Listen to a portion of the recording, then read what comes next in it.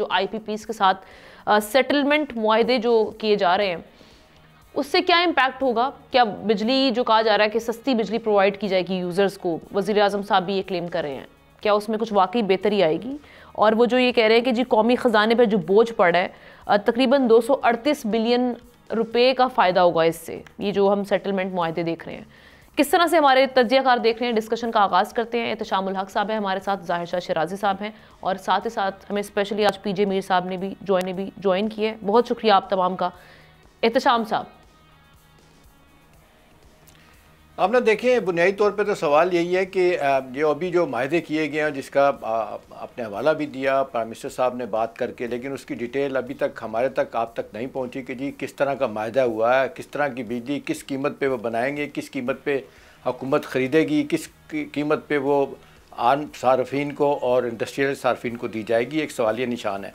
देखिए, इससे पहले भी PTI के ज़माने में भी 5 कंपनियों के साथ माहदे हुए थे, MOU साइन हुए थे, लेकिन वो हार्ड एग्रीमेंट में ट्रांसलेट नहीं हो सके थे। अभी ये नया बेगास के हवाले से आया है कि ये जो गन्ने से तेल बनाई जाएगी बिजली, उसके हवाले से जो नई कंपनियाँ आ रही हैं उनको रजिस्टर कर रहे हैं, लेकिन डिटेल अभी तक नहीं पता। डिटेल्स हमेशा कहते हैं ना, वो डेवल लाइज इन डिटेल्स, वो किसी को नहीं पता चलता कि वो माहदे होते हैं और उनमें क्या शराइत तय की जाती हैं और किस तरह के कमीशन तय होती हैं, किसी को नहीं पता चलता।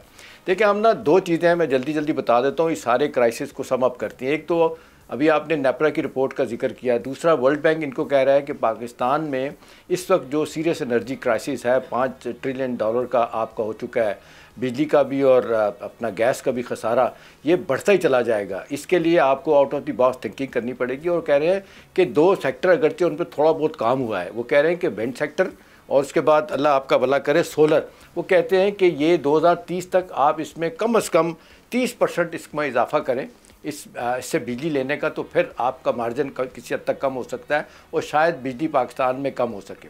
दूसरा, हम ना ये IPPs का जो मैं तो ये कहूँगा ये स्कैंडल है, ये माफियाज हैं, क्या है।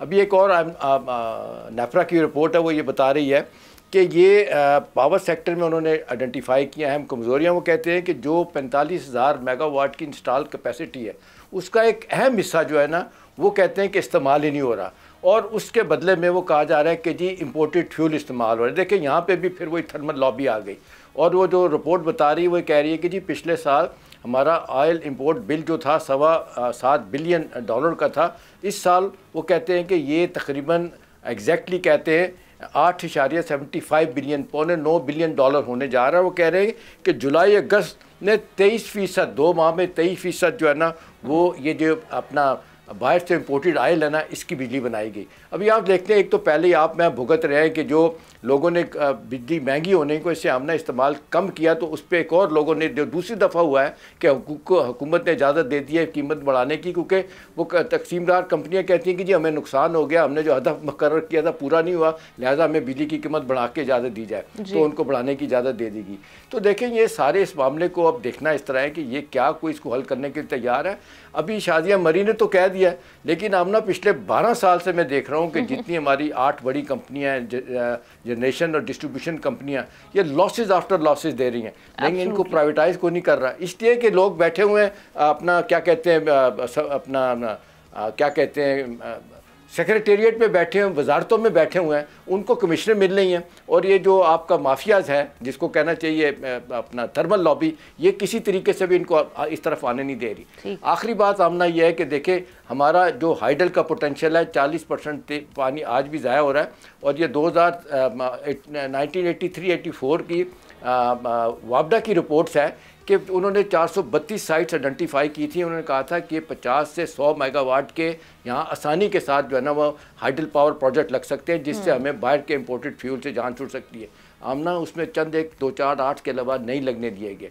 तो अब सवाल ये है कि ये कनाइमस हुकूमतों की भी है, ब्यूरोक्रेसी की भी है, और ये जो IPPs कंपनीज हैं, इनसे छुटकारा नहीं हासिल हो सकता। दूसरा ये है कि अब कोई जुडिशियल सिस्टम नहीं है। जो बिजली की चोरी आज भी 25 से 30% हो रही है, ट्रांसमिशन लॉसेज आ रहे हैं जितने, उसके बाद जनरेशन लॉसेज, इसको रोकने के लिए कोई तैयार नहीं। तो मेरा ख्याल है पॉलिटिकल विल की ज़रूरत है। आपको मुझे दिखाने के लिए आए दिन ये चीज़ें आ जाती है, जी मायदा हो गया, हमने ये कर दिया।